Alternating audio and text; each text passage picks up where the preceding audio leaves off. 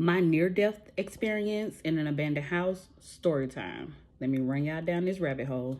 I almost died at the apartment across from Prime Time. If you know, you know. I ran away from home. I was like 16 years old, and I left my 2 children with my mom. Yes, I had 2 children by the time I was 16 years old. Yes, I did have 2 children. Rest in peace to my mama. I love my mom very dearly. I go back and forth sometimes about, how I was raised. That kind of played like a small part into a lot of things that I did.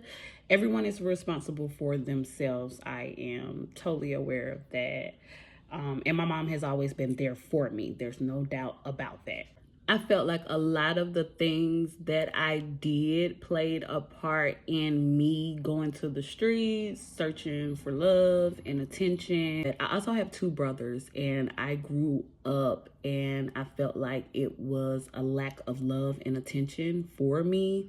So my brothers can do whatever it is that they wanted to do, but I was like on this tight leash. I couldn't really do anything. At one point in time, okay, I could talk to boys and not talk to girls because girls were so messy. And then another point in time, okay, I couldn't talk to boys no more, just have a few female friends.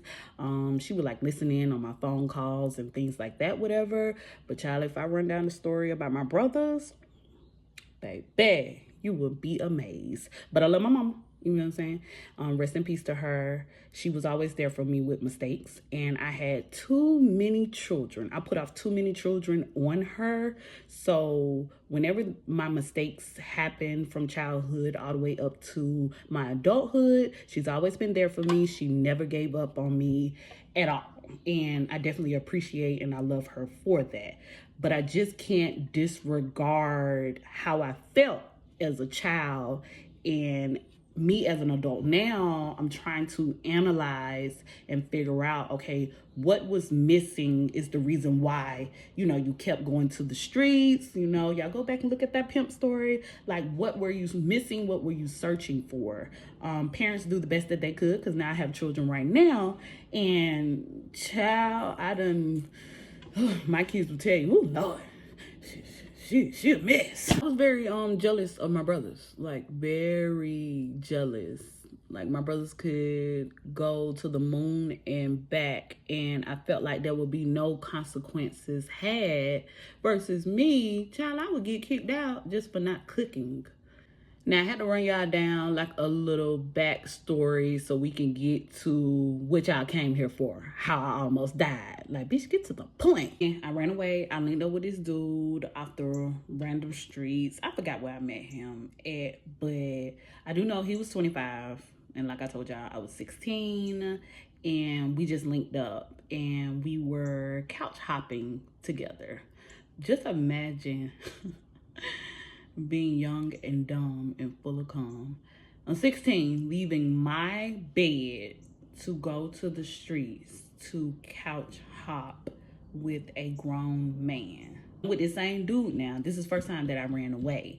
And yeah, we couch hopping, but we was at the hotel sometimes too. So we was at the hotel on Wesley Chapel, not the one where they got their water cut off that's over there by Popeyes, the one that's over there by Kroger's that's ducked off in the back. I think they like First Hotel right now or something like that, whatever, but that's always been a bad hotel.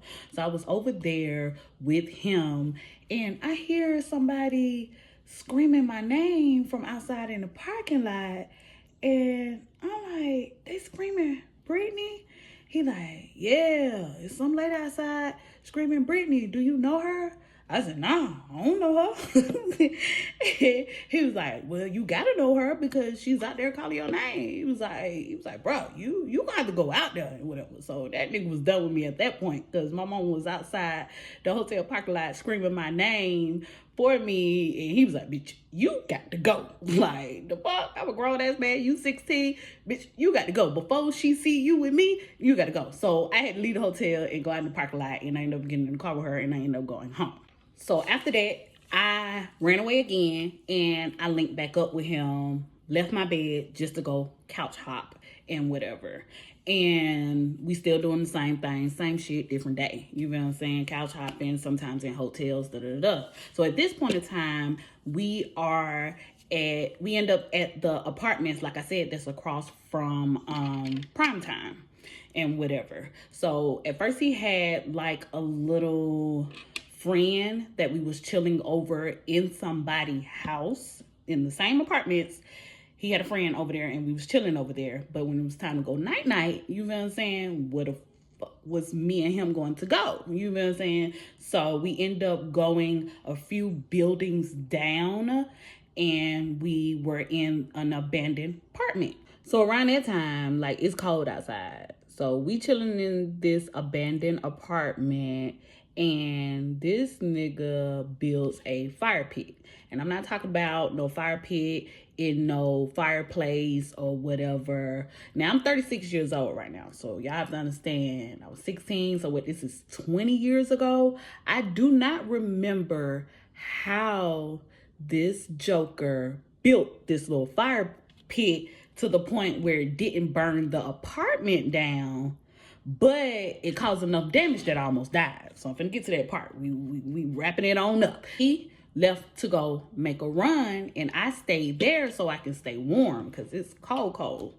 So I end up falling asleep right by the little fire pit, little fire thing. I hope I'm saying it right. Fire pit. Yeah, you know what a fire is. So I'm sleeping right by this thing. All I know is I woke up. I was outside in the grass and he was standing over me, shaking me, trying to wake me up.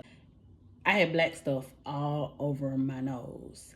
Like, soon as I became back conscious, he was like, oh, thank you, Jesus. He was scared as shit. All I know he told me is that it took a long time to actually, like, really wake me up and whatever. So I finally wake up. And if you've been paying attention to the story and whatever, I know I could have put a couple stories in one, but you could tell how I almost died. So basically, the fumes from the smoke, I fell asleep and I had been inhaling all of the fumes and the smoke, and I was dying in my sleep. So if he didn't have any type of heart, I would not be here telling this story right now. Thank God that he had some type of sense to take me outside, get me away from the smoke, try to wake me up to get some fresh air. I think that was the end of the road for me and him. But if he wouldn't have did what he did, I wouldn't be here to this day. So the moral of the story is, be careful about your decision making, what you do, who you hang around. If you are 16 years old, a teen, not 16, just a teen itself, and you think the streets are for you, this is what my channel is for, to let you know that it ain't nothing in the streets but some trouble and my near-death experience. I'll be back with some more stories, y'all. This is Brittany Late Night Tea. Y'all stay tuned. I'm back. I've been off the market for a minute. Not off the market. Well, I am off the market. But I've been out of the way for a minute. But during that time, I done collected some stories. Some people gonna be mad. Some family members gonna be mad. Some friends gonna be mad. Cause baby, I ain't exposing their business. I'm just telling my truth and what I lived and what I experienced during this time frame that I haven't been dropping no videos. Like, everything is on my channel. This is real tea. This is real life. These are real stories. Also something that could help someone not go through the near-death experience like I went through. My family don't even know about this story, but they about to find out now. It's Brittany Late Night Tea. I'll be back with some more bangers.